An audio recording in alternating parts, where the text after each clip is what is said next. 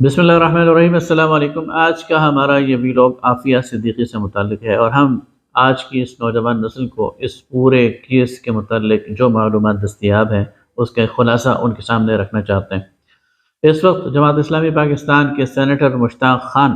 اور عافیہ صدیقی کی بہن فوزیہ صدیقی یہ دونوں امریکہ میں موجود ہیں، اور ان کی عافیہ صدیقی سے 2 بار ملاقات بھی ہو چکی ہے۔ اس ملاقات کی جو رودات ہے وہ اپنی جگہ بہت زیادہ دل گرفتہ کرنے والی ہے، افسردہ کرنے والی ہے، اور اس سے اندازہ ہوتا ہے کہ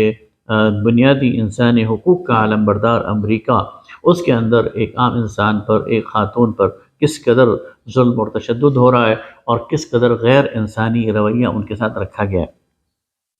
ڈاکٹر عافیہ صدیقی، یہ صدیقی فیملی کراچی کی رہنے والی ہے،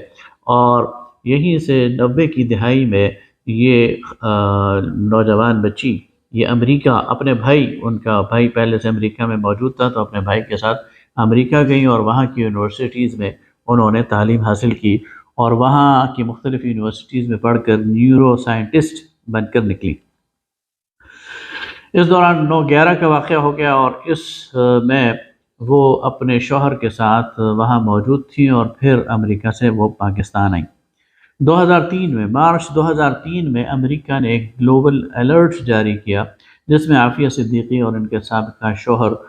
کو نامینیٹ کیا گیا تھا، اور انہیں خطرناک ترین دہشت گرد قرار دیا گیا تھا۔ اور پھر اسی مارچ 2003 میں عافیہ صدیقی اپنے 3 بچوں کے ہمراہ اغوا ہو گئیں، اور پھر 5 سال تک بالکل منظر سے غائب رہیں، اور معلوم نہیں تھا کہ زمین کھا گئی یا آسمان کھا گیا۔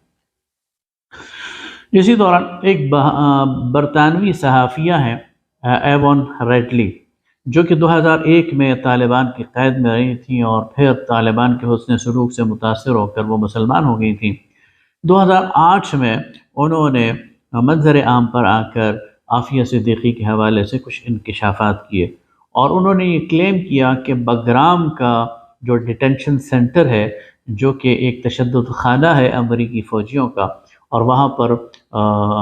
بے گناہ لوگوں کو رکھا جاتا ہے، وہاں پر ایک مظلوم خاتون ہے جس کی چیخیں سنائی دیتی ہیں، اور ان چیخوں کے احتجاج کے طور پر وہاں کے سارے جو قیدی ہیں انہوں نے بھوک ہڑتال کر رکھی ہے، اور 6 دن تک یہ بھوک ہڑتال جاری رہی،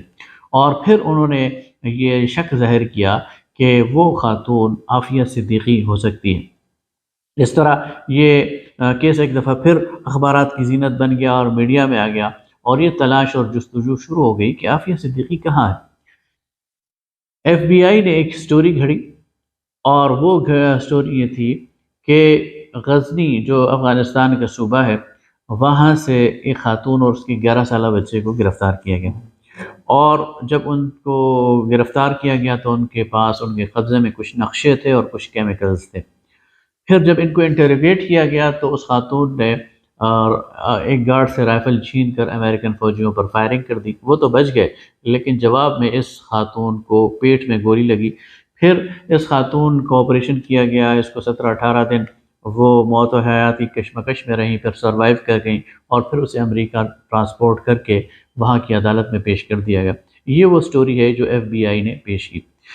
یہ اپنی جگہ کتنی مبہم ہے اور کتنی مسحق خیز ہے، یہ اپنی الگ بات ہے کہ ایک فریجائل سی خاتون وہ کیسے گارڈ پر قابو پا سکتی ہے، اور کیسے اس سے پستول چھین سکتی ہے، اور کیسے وہ فائرنگ کر سکتی ہے، اور مسحق خیز طور پر اس کا فائر کسی کو بھی نہیں لگتا، لیکن جواب میں اس کو فائر لگ جاتا ہے، اور اس کا پیٹ وہ چھلنی کر دیا جاتا ہے۔ لیکن بہرحال پھر امریکن عدالتوں میں یہ مقدمہ چلتا رہا، اور پھر امریکہ کی عدالت نے اس خاتون کو 86 سال کی سزا سنا دی۔ اب یہ تو اس کا ایک پہلو ہے۔ جب یہ پاکستان سے گرفتار کی گئیں تو یہ وہ دور تھا جو پاکستان کے اندر مسنگ پرسن کا دور ہے اور ان گرفتاریوں کا دور ہے، جس میں افغان سفیر عبدالسلام ضعیف کو بھی امریکنز نے گرفتار کیا، اور پاکستان کے سابق صدر جنرل پرویز مشرف نے بڑے شوق سے اور بڑے دعوے کے ساتھ اپنی کتاب میں اس کا ذکر بھی کیا ہے کہ امریکن سے باؤنٹیز لے کر اور مال غنیمت لے کر اور پیسے اور خرچہ لے کر اور $5,000 فی کس لے کر اس طرح یہ لوگ امریکہ کے حوالے کیے گئے۔ بہرحال یہ تو عافیہ صدیقی کی ڈیٹینشن کا حال ہے اور یہ تو ان کی گرفتاری کا حال ہے۔ اب یہ سوال سامنے آتا ہے کہ عافیہ صدیقی کو کیسے رہائی دلائی جا سکتی ہے اور اس ظلم سے کیسے چھٹکارا دیا جا سکتا ہے۔ سینیٹر مشتاق خان جو اس ملاقات میں موجود تھے وہ یہ بتاتے ہیں کہ عافیہ صدیقی ایک بہت بڑے کرب سے گزر رہی ہیں اور وہ پوری پاکستانی قوم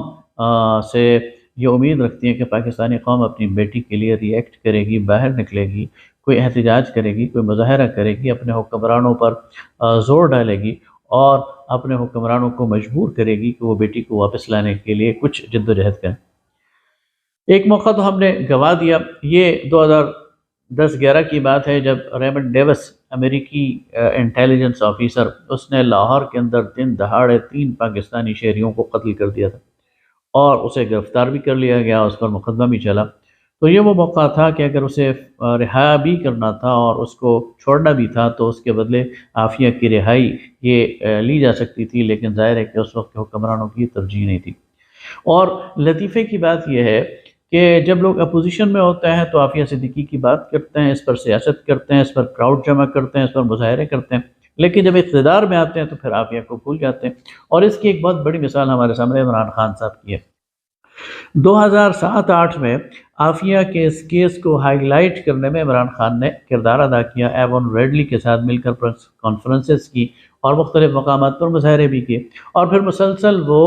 2018 تک مختلف مواقع پر عافیہ کا تذکرہ کرتے رہے، اس ایشو پر بات کرتے رہے۔ لیکن 2018 میں جب وہ پاکستان کے وزیر اعظم بن گئے، اس کے بعد انہوں نے چپ کا روزہ رکھ لیا۔ اس کے بعد وہ امریکہ بھی گئے لیکن انہوں نے عافیہ کی بات نہیں کی۔ ان کے جو ساتھی ہیں وہ بتاتے ہیں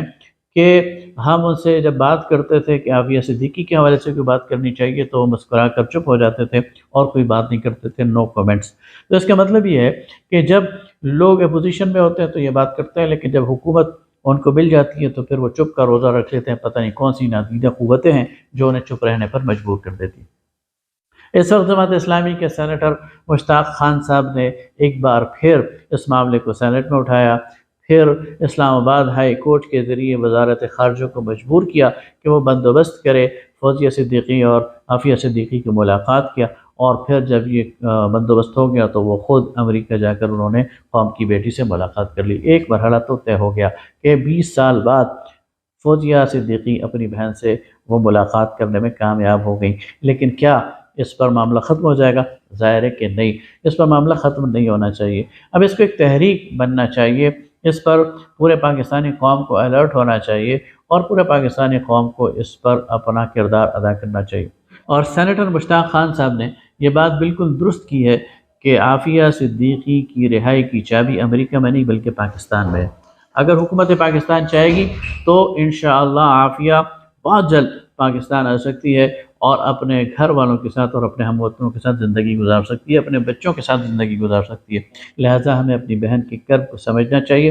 اور اس تحریک کو ٹھنڈا نہیں ہونے دینا چاہیے اور اس کو قوم کی آواز بنا دینا چاہیے اور حکمرانوں پر پورا زور ڈالنا چاہیے کہ ہمارے حکمران، ہمارا صدر، ہماری وزیر اعظم، ہماری ساری سیاسی جماعتیں اور ہمارا وزیر خارجہ اور وزارت خارجہ وہ مل کر عافیہ کی رہائی کے لیے کوشش کریں۔ اس کے لیے کوئی جرمانہ بھرنا پڑتا ہے امریکی عدالتوں میں تو وہ بھریں، اس کے لیے کوئی بہترین وکیل کرنا پڑتا ہے تو وہ کلا کی ٹیم کو کھڑا کریں، اور سب سے بڑھ کر دعائیں کریں اور اپنے رب سے یہ اس کے سامنے اپنے ان تنہائی کے لمحات میں یہ دعا کریں کہ اللہ تعالی ہماری بیٹی کی اس مشکل کو آسان کرے اور وہ دن قریب لائے کہ ہم اپنی بیٹی کو، اپنی بہن کو اپنے درمیان پا سکیں۔ بہت شکریہ۔